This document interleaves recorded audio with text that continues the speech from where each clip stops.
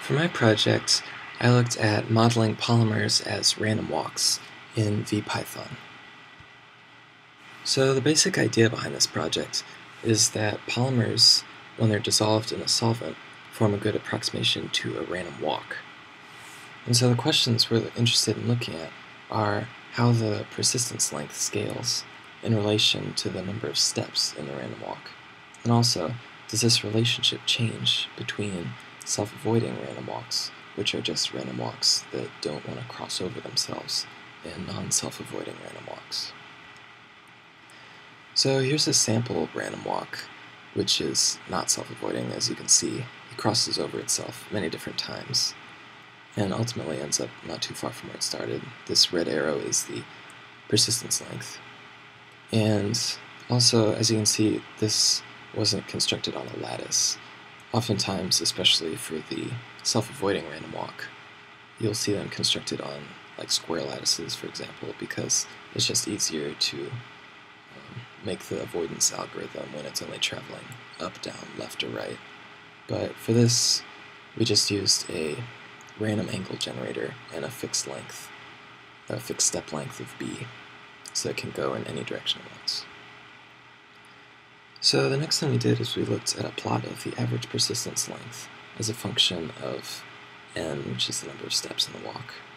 And n was varied from 50 to 100 in increments of 1, obviously. And the persistence length then was averaged over 20 different runs.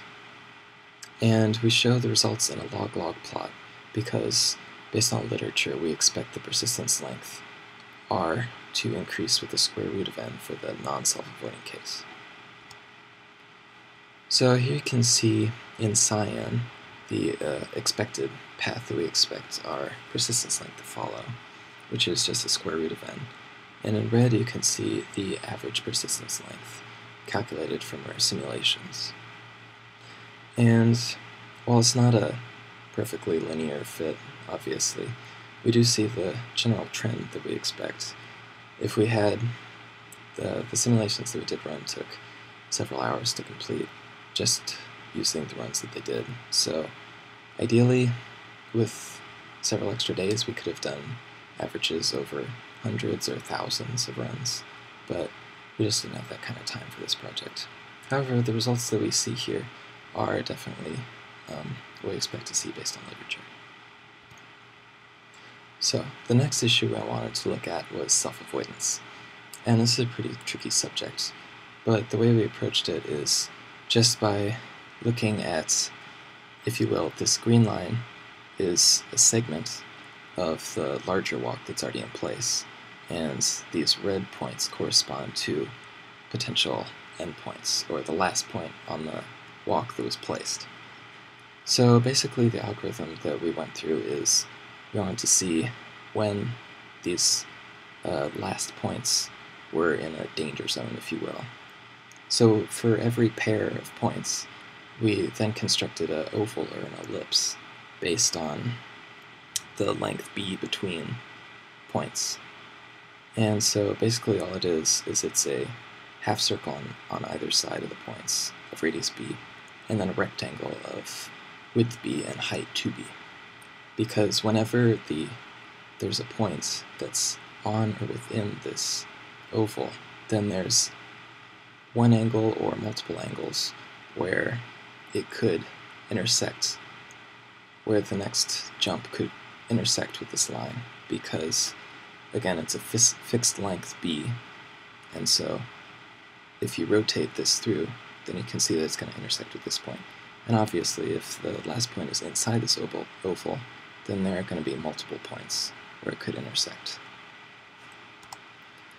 So if we have a last point that's in one of these ovals, then how do we get it to avoid itself?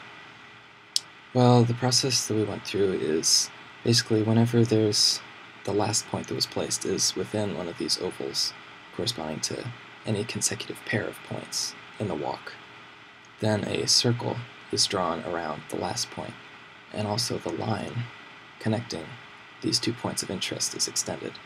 And then we just calculate the intercept of the circle and the line. And as you can see, this intersection here is crossed out. And that's because when we're looking at any pair of points, we just want to look as far as the endpoints themselves, because we don't want to cross out this entire angle as well over here, because that's going to be governed by a separate pair of points that could, for example, be going off here, in which case this angle would be perfectly fine for the next jump to occur. So basically the way we did that is after we calculated the intersections, then we just looked to see if they were closer to the midpoint of the 2 points that we were looking at. And if it was farther, then we just used the endpoint itself as the intersection. And if not, then we used the calculated intercept of the circle and the line that we drew. So here you can see this is the angle that we would take out in this instance, because if it travels in any angle along this line, then it's going to cross over this line here. So here's an example of a self-avoiding random walk, which, as you can see, is in general much longer, and if you will, neater. It doesn't cross over itself, hopefully at all. And so again, we plotted the average persistence length as a function of the number of steps in the walk, which again ranged from 50 to 100, and was averaged over 20 different runs. And in this instance, again, we show a log-log plot, but here, based on literature, we expect the persistence length to increase by n to the 3/4 as opposed to n to the 1/2. So here's the plot that we came up with. The cyan, again, is the expected line, and we're only interested in the slope. So the cyan is n to the 3/4, and the red is the average persistence length that we calculated. And as you can see, the slope is pretty similar between these two. There's even a little less noise, possibly, than in the non-self-avoiding case.